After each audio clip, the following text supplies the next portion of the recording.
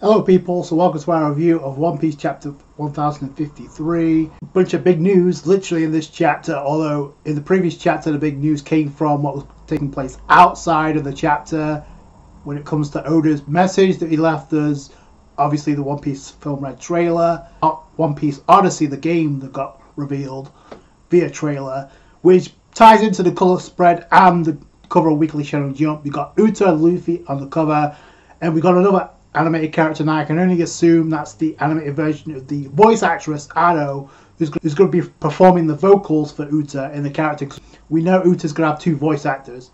Also, the colour spread is to pretty much promote One Piece Odyssey. We got the girl who's going to be interacting there. The guy who's with him, obviously with the white hair, the pistol and the tattoo. He does kind of resemble Momonosuke, just with the hair, I guess, and the facial features. But everything else is completely different. We got some animals there, including the sea lion that was chaining under Luffy, so that's pretty cool.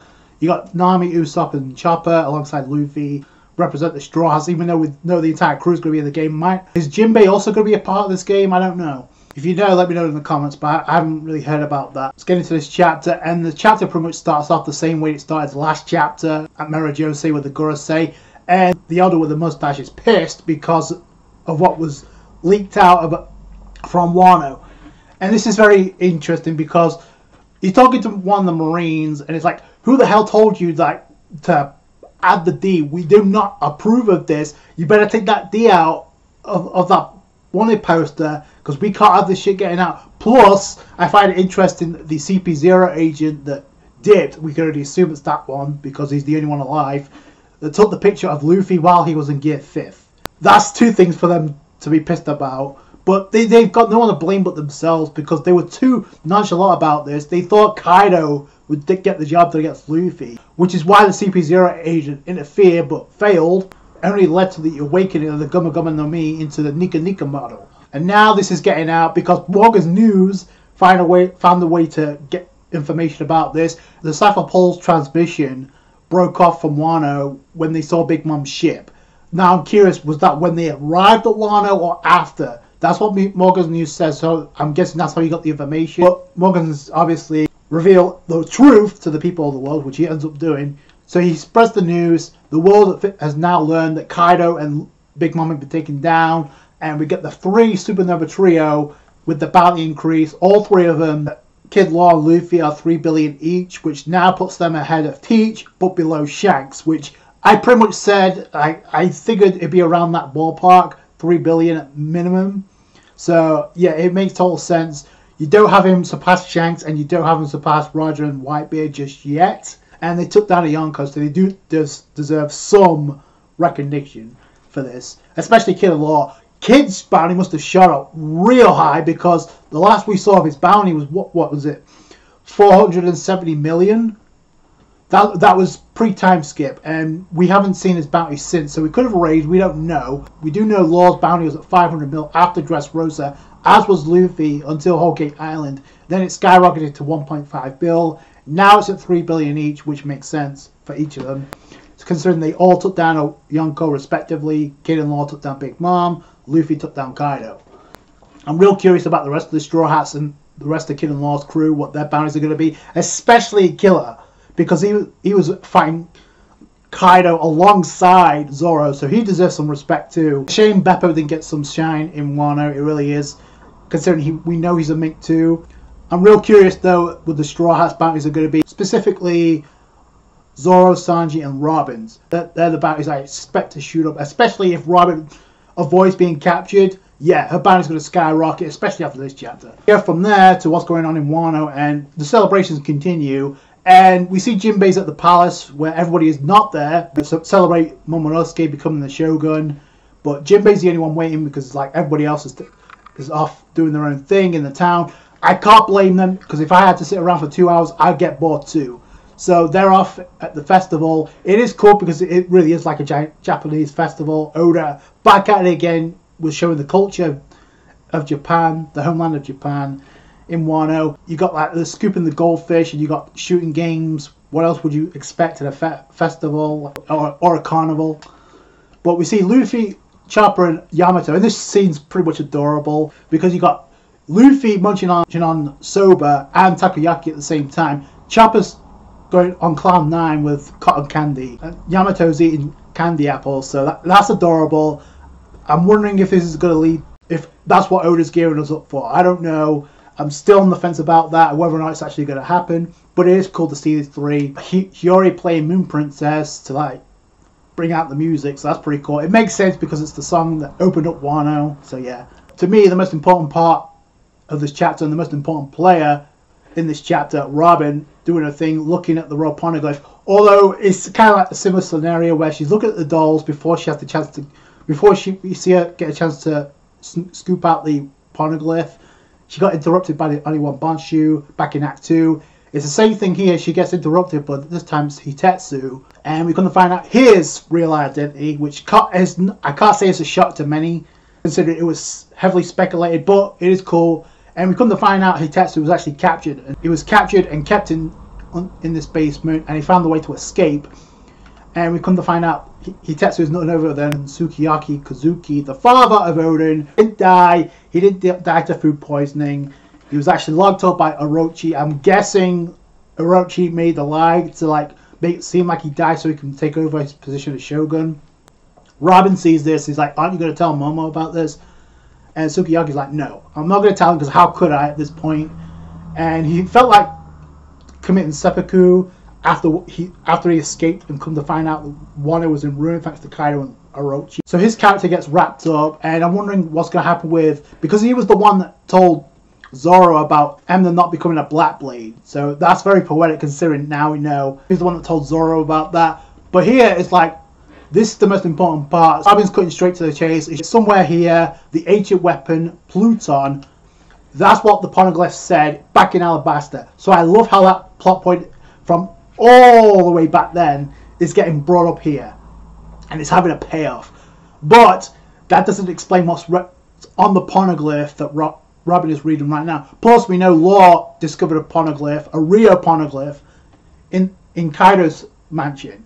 Obviously that information hasn't been disclosed yet, at least not to Robin that we know of. We don't get a chance to hear that out because we go elsewhere to Udon prison, where we see the subordinates of Kaido being drained and being stabbed by plant vines. Come to find out King and Queen have also been subdued by none other than Ryogakyu, the Admiral Green Bull. We get his appearance, which is pretty cool, and his abilities, which is pretty terrifying, I won't lie.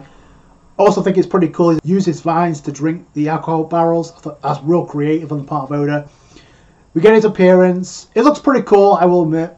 Like you see him extending his fingernails as plant vines to like drain all the nutrients. Which, speaking of Alabasta, that kind of reminds me of Crocodile, the way he would use his Devil Fruit ability, the way he got rid of Luffy's moisture. And you remember that? So yeah, it kind of reminds me of that. But it's interesting. Like he doesn't want Akainu to know what he's up to. He's like, but bring a warship. Aren't the warships outside? So there's a bunch of them. But he doesn't want Akainu to know what he's up to. And I'm only because he's like, I'm going to take the head of Straw Hat Luffy back to him so I can earn his approval. So now we know somewhat of his personality. We know he has a thing for ladies. Now we know he has a respect for Akainu's methods, even though it's completely on the extreme. I'll touch back onto Green Bull by the end of this chapter because there's a lot of people thinking he's from Wano. Then we go over to the Flower Capital, to where we see the real celebrations taking place, where we see the fireworks about to shoot off. Before then, Kid, because he died off when we got the bounties revealed, going after Luffy because Luffy's now been recognized as one of the 4 emperors. So obviously Kid's here to challenge him, but before he has a chance to, Luffy grabs a hold of Kid and has his arm around him, which kind of reminds me of Zoro and Law back after Dressrosa when we had the celebration of the Straw Hat Grand Fleet. And you had like Law and Zoro interacting. It's a complete parallel here. The two supernova rivals, Luffy and Kid. But by the end of this, Kid's like, I want no part of this. So everybody's celebrating. You got the Scabbards, you got the Minks, and obviously you got the Straw Hats, minus Robin and Jinbei. So obviously this is not the banquet, so that has to come later, or if not next. The second biggest part of the chapter is what we found out about with the 4 emperors being named. That was teased in the previous chapter. I wasn't too sure about that, but we got 2 new Yonko. 2 of them are still the same in Shanks and Blackbeard. And what's hilarious about this is Kid is like showing Luffy about this. See, this is why I'm here to kill you. Luffy has a Gear 5th like expression where his eyes are bugging out of his head. He doesn't say a word. The 4 emperors are none other than Shanks, Blackbeard, Buggy, and Luffy. Now, what's interesting, Luffy was already kind of mentioned, like the 5th Emperor, even though that was propaganda. That wasn't official. So, can we officially say that Luffy is an Emperor or not after this chapter? Because that's still up in the air, in my opinion. But Buggy is more believable because, one, he already became a Shichibukai pre-time skip.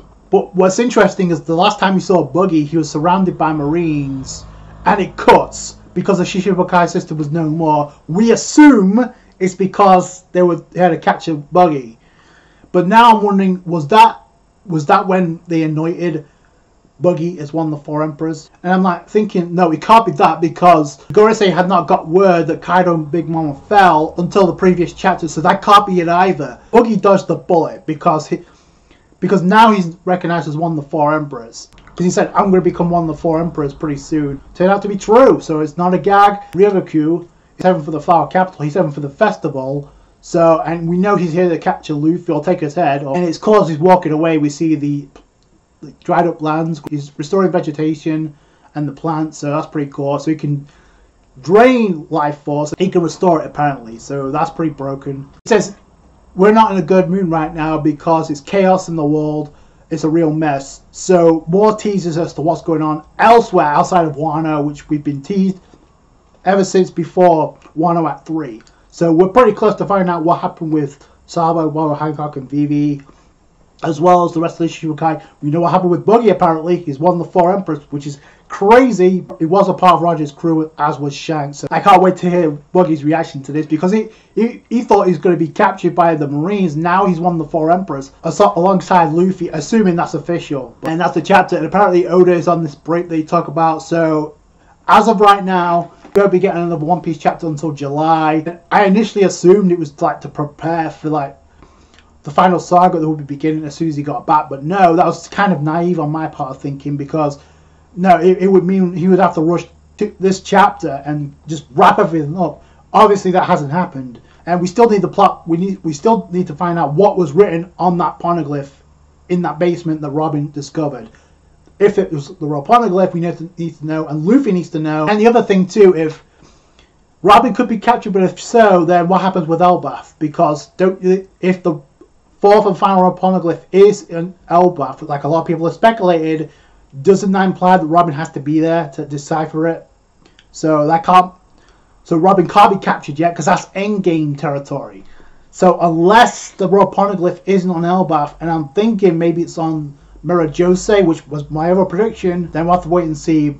I'm still on the fence about that, and I guess one way or another we're going to find out what happened to Kaido, and if Yamato's actually going to join the Straw Hats. Once Oda gets back from his break, he's going to wrap up Wano, he's going to start the final saga as soon as he comes back. So no, that's not going to happen, which is probably a good thing, because it would be back Oda into a corner. So I like this.